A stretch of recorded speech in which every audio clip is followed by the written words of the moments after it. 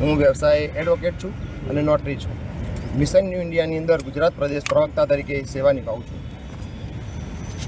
આજે કાંતિભાઈ અમૃતિયા પોતાના સમગ્ર કાર્યકર્તાઓ સાથે ગાંધીનગર રાજીનામું આપવા માટે પૂર્વ તૈયારી સાથે નીકળી ગયા છે. રસ્તામાં છે, ટૂંક સમયમાં આપણી સામે પ્રસ્તુત થશે અને અમે રાહ જોઈ રહ્યા છીએ ગોપાલભાઈ ઇટાલિયાની. તેઓ પણ જલ્દી આવે અને 12 વાગ્યા સુધીની આ કાર્યક્રમ પૂર્ણ થાય એવી રીતે સૌપ્રથમ એ રાજીનામું આપે. કાંતિભાઈ અમૃતિયા પણ પોતાની ટીમ સાથે રાજીનામું આપવા માટે પધારી રહ્યા છે. એટલે ગોપાલ રાજીનામું નહીં આપે તો ગોપાલભાઈ રાજીનામું ના આપે તો કઈ રીતે કઈ વસ્તુ જ બની શકે. ગોપાલભાઈએ બી એવું કીધું છે કે બરાબર છે કે ચેલેન્જ આપી છે ને, લોકોનો મત જાણવો છે ને, લોકો માટે કોણે સેવા કરીએ, લોકોનો મત જાણવો હોય તો સામે રાજીનામું અપાય તો જ આગળની પ્રક્રિયા શરૂ થાય. લાગે ગોપાલભાઈ રાજીનામું આપશે? ગોપાલભાઈ જે રીતે વાતચીત કરે છે, જે રીતે બોલે છે, જે રીતે રીલ બનાવે છે, જે રીતે ચેલેન્જ ફેંકે છે, એ રીતે એમને આવવું જોઈએ. આવશે નહીં આવે એવું ના કહી શકું તમને. આગળની રણનીતિ શું હશે આપની? આગળની રણનીતિ અમારી બહુ ક્લિયર છે. અમારા જે કાંતિભાઈ અમૃતિયા તો બહુ જૂના સંઘના કાર્યકર્તા છે અને એમને ફરીથી બહુમતીથી અમે એમને ફરીથી એમની જગ્યા પર એમને પુનઃ સ્થાપિત કરીશું. બરાબર, એમાં કોઈ શંકાના સ્થાન નથી. સમગ્ર મોરબીની જનતા એમની સાથે જ છે. ટૂંક સમયમાં તમને એમનો માહોલ બી દેખાશે. અમે 10 વાગ્યા પહેલાંના અહીં આવી ચૂક્યા છીએ. અમારા કાર્યકર્તાઓની સમગ્ર ટીમ સાથે હાજર છીએ. અમે પૂરા મોરબી સિવાય ઉત્તર ગુજરાત, મહેસાણા એવા અલગ અલગ બધે જગ્યા પરથી હાજર રહ્યા છીએ અને બીજી ટીમ બી અમારી આવી રહી છે. બાકી તમે જુઓ તો અમારા સિવાય અહીં તમને બીજું કોઈ દેખાતું હોય તો જરા અમારી નજરમાં લાવજો. અને ખરેખર રાજીનામું આપશે કે પછી બધા એવું કહે છે કે આ તો સ્ટન્ટ છે ખાલી? સ્ટન્ટ નાનો હોઈ શકે ને, આટલો મોટો તો ના હોઈ શકે ને. જો ની સાથે હું છું પાયલ અને ગાંધીનગરમાં અત્યારે ઊભી છું. મારી પાછળ જે છે એ બધા જ કાંતિ અમૃતિયાના સમર્થકો છે અને આજે ગાંધીનગરમાં રાજીનામું આપવા માટે વાજતે ગાજતે એટલે મોરબીથી નીકળી ગયા 700-800 લોકો ભેગા થઈ અને કાંતિ અમૃતિયાએ જે ચેલેન્જ આપી હતી એ ચેલેન્જ એક્સેપ્ટ કરી અને આજે અહીંયા આવી ગયા છે. રાજીનામું આપવા માટે આવે એની પહેલાં સમર્થકો અહીંયા છે, એમની સાથે વાત કરીશું. શું નામ છે આપનું? મારું નામ હર્ષદ કુમાર પ્રસન્નલાલ ઓઝા, મિશન ન્યૂ ઇન્ડિયાના પ્રવક્તા છું અને વ્યવસાય વકીલ છું. અને કાંતિ અમૃતિયા મોરબીથી નીકળી ગયા, રાજીનામું આપવાના છે. કેટલા લોકો આવવાના છે? શું કાર્યક્રમ છે? એમની બહુ મોટી ટીમ સાથે આવી રહ્યા છે. કાર્યકર્તાઓ સાથે, એમના સમર્થકો સાથે ટૂંક સમયમાં આપણી સાથે પ્રસ્તુત થશે. અચ્છા, અને ખરેખર રાજીનામું આપશે કે પછી બધા એવું કહે છે કે આ તો સ્ટન્ટ છે ખાલી? સ્ટન્ટ નાનો હોઈ શકે ને, આટલો મોટો તો ના હોઈ શકે ને. આટલા બધા લોકો સમગ્ર ગુજરાતમાંથી પધાર્યા છે. વહેલા સવારે નીકળી અમે મહેસાણા ઉત્તર ગુજરાતમાંથી આવ્યા છે, બનાસકાંઠામાંથી આવ્યા છીએ. એટલે સ્ટન્ટ જેવું અમારા તરફે નથી, પણ એક કન્ડિશન છે. એ કન્ડિશન ફિલફુલ થશે તો અમૃતભાઈ આપી દેવાના છે. શું કન્ડિશન છે? કન્ડિશન એવી છે કે બંને નેતાઓ એવું કહી રહ્યા છે, એટલે કાંતિભાઈએ તો કામ કરેલા જ છે, એટલે એમને એટલો વિશ્વાસ છે, એટલે એમને કીધું ભાઈ હું રાજીનામું બધા મૂકી દઉં છું અને ફરીથી આપણે ઇલેક્શન લઈએ અને તમે મને જીતી બતાવો. એટલે જ્યારે આવશે એટલે રાજીનામું આપવાની પ્રક્રિયા આગળ જે પ્રોસિડિંગ થશે કાયદાકીય પ્રોસિડિંગ આગળ ધરવામાં આવશે. એમને એવું પણ કીધું છે કે ગોપાલ ઇટાલિયા રાજીનામું આપે, પણ ગોપાલ ઇટાલિયાએ તો હજી શપથ જ નથી લીધા, તો એ કયા પદ પરથી રાજીનામું આપે? હવે આ એક ટેકનિકલ મુદ્દો છે. તમારા મુદ્દા સાથે અમે સહમત છીએ, પણ વિષય અત્યારે ભાવનાત્મક થઈ ગયો છે, લાગણીસભર થઈ ગયો છે. હવે એ ટેકનિકલ મુદ્દાને વચમાં લાવવાનું કોઈ જરૂર નથી. જો તમારા વિષય સાથે તમારે પાંચવું જ હોય કે આવું કરવું જ છે તો એના તો રસ્તા નીકળી જશે. તો મુદ્દો રાજીનામું એમને આપવું જ હશે તો એ મુદ્દો તો નહીં જ નડે કે શપથવિધિ વાળો તો એટલાથી અટકી નહીં જાય ને. શપથવિધિનો કાર્યક્રમ બી થઈ શકે પછી બી આપી શકાય, એ સેકન્ડ વસ્તુ છે. પણ પેલો મૂળ મુદ્દો છે કે એમને રાજીનામું આપવાની ખરેખર દિલથી ઈચ્છા છે. અચ્છા, દિલથી ઈચ્છા છે. અને કેમ ઈચ્છા છે?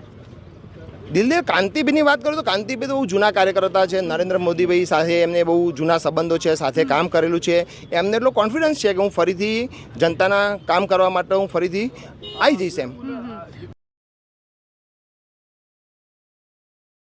ચર્ચા કરીશું. ખાસ ચેલેન્જની રાજનીતિ હવે એક નવી શરૂ થઈ છે, એ પણ સૌરાષ્ટ્રથી શરૂ થઈ છે અને પાટીદાર સમાજ આખું આમાં ઇન્વોલ્વ એ પ્રકારની સ્થિતિ લાગે છે. આ સ્થિતિ કેમ? કારણ કે 2017 પછી પણ પાટીદાર સમાજ આ પ્રકારે ખુલીને બહાર આવ્યો હતો. હવે આ સ્થિતિ ક્યાંક રાજકીય અસ્તિત્વ પાટીદાર સમાજનું હોય સૌરાષ્ટ્રમાં એ પ્રકારની સ્થિતિ લાગે છે આ જોતા? પાટીદાર સમાજ તો પહેલેથી બધી જગ્યાએ મજબૂત જ છે. એટલે એ વાત પાટીદાર સમાજની કે કોઈ બીજા સમાજની તો છે જ નહીં. આ વાત છે વ્યક્તિગત કામોની અને કામ કર્યા છે કે નહીં એના એક લોકો સુધી પ્રતિનિધિ કરાવવાની વાત છે. કોઈ સમાજનો તો પ્રશ્ન છે જ નહીં. એ જ પાર્ટી અને ભાજપના જ લોકો હવે મોરબીમાં પણ કહે છે કે મોરબીમાં આજની તારીખે રસ્તા સારા નથી. આજે વિરોધ કરવા ગયેલા લોકોને સરકારી માણસો એટલે પોલીસે ઉપાડી લીધા છે. જો કામ થયેલા છે તો આ શું કરવું પડે છે ત્યાં એવું? જો પોલીસે જે કૃત્ય કર્યું હોય એના માટે પોલીસને કયા સંજોગોમાં શું કરવું પડશે એ પોલીસ જાણે છે, બરાબર છે.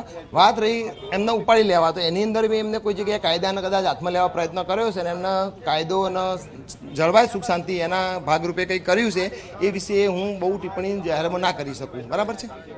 ચેલેન્જની જે રાજનીતિ છે, ગોપાલ ઇટાલિયા અને કાંતિભાઈ બંને વ્યક્તિગત નિર્ણય બંનેનો છે રાજીનામું આપવું ન આપવું, પણ આ પ્રકારની જે ચેલેન્જ છે, ગોપાલ ઇટાલિયા કહે છે કાંતિભાઈ એને સ્વીકારે છે, કાંતિભાઈની ચેલેન્જ ફરીથી ગોપાલ ઇટાલિયા સ્વીકારી હશે.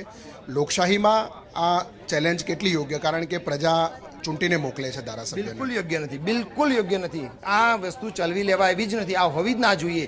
જ્યારે રાજ્યના લોકો, પ્રજા પોતાના કરવેરા દ્વારા આ રાજ્યની સરકાર બધા ખર્ચા કરતી હોય, ચાલતું હોય, જ્યારે એક ઇલેક્શનના ફરીથી તમે લાવવાના પ્રયત્ન કરો તો એની અંદર કેટલા બધા માનવ કલાકો, કેટલું નાણાકીય વ્યય થાય, આપણે એનો અંદાજ લગાવી શકતા હોય તો તમને એવું લાગે કે બાલી હરકત કહેવાય. આવું રાજકારણ ના હોવું જોઈએ. રાજકારણ તો લોકોએ તમને પ્રજાના ચૂંટીને મૂક્યા છે તો પ્રજાના પ્રશ્નો તરફ ધ્યાન કેન્દ્રિત કરવાનું છે. આપણે ચારે પક્ષમાં હોઈએ, વિપક્ષમાં હોઈએ કે બહાર હોય, તો જે નેતાઓ ચૂંટાયા છે કે એમના સમર્થનમાં કામ કરીને એમની કોઈ ભૂલચૂક થતી હોય, કંઈ ખોટું થતું હોય તો એમનું વિવેકપૂર્વક ધ્યાન દોરવું જોઈએ. કોશિશ કરીશું. મારા સહયોગી જીવા ભરવાડને કહીશ કે દ્રશ્યો બતાવે. વિધાનસભા બહારના જે દ્રશ્યો છે તે જોવા મળી રહ્યા છે.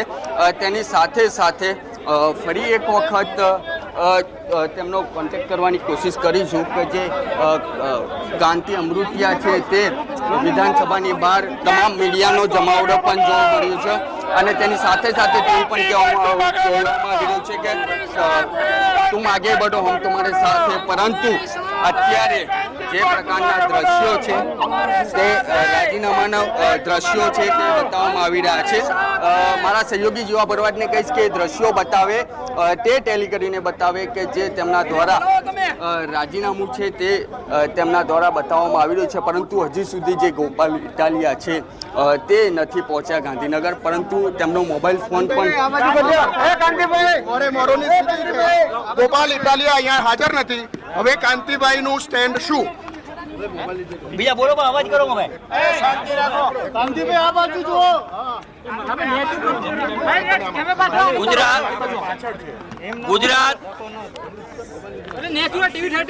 ગુજરાતના એક મિનિટ.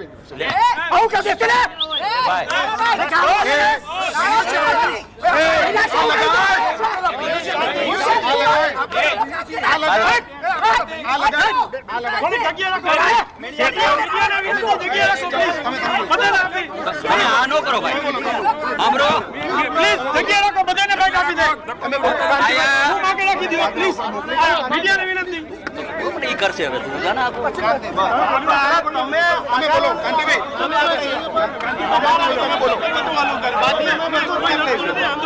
તમે બોલો. ભાઈ શ્રી ગોપાલભાઈ આયા અમારા ગૃહમંત્રીને જોડું માર્યું હતું, તે પછી ફેમસ થયા. જોડા મારીને ફેમસ ન થવાય અને ગુજરાતને બદનામ કરે છે, પાર્ટીના આગેવાનને બદનામ કરે છે.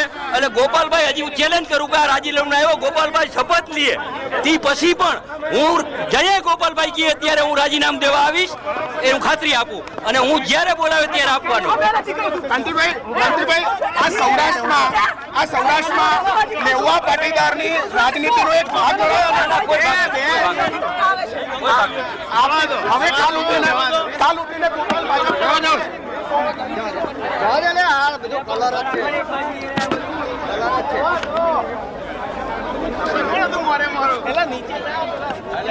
પોલિટિકલ રાજનીતિ છે તે તેમના દ્વારા કહેવામાં આવી રહી છે કૃષ્ણા.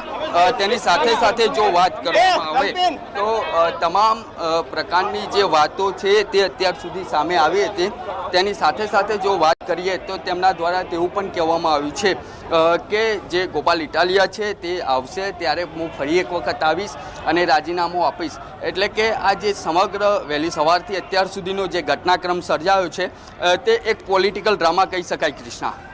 જી 100 ગાડી અને સમર્થકો સાથે તેઓ અહીં પહોંચ્યા હતા ગાંધીનગર જૂના સચિવાલય.